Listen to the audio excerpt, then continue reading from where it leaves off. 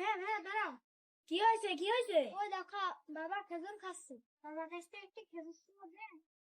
তুই তো জানিস সারাদিন বাবার কাছে খেজুর চাইলে একটি খেজুরও দিবে না। ঠিক আছে চল দেখি কি করা যায়। চলো ভাই।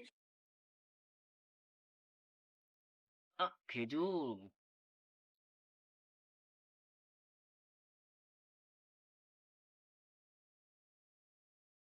কিরে, ওরা দুই ভাই কি করতে আসছে? খেজুরে ভাগ বসাবে নাকি? বাবা বাবা বাবা, তুমি যে খেজুর খাচ্ছ সেই খেজুর আমি না হাত দিয়ে খেয়ে ফেলবো, আমি একটা জাদু শিখে এসেছি। সত্যি কথা বলছিস? তুই এই খেজুর খেতে পারবি সব? তোমার মাথার উপর রেখে দেখো না আমি খাতে পারি নাকি। ঠিক আছে, ধরলাম, তুই খেয়ে দেখা।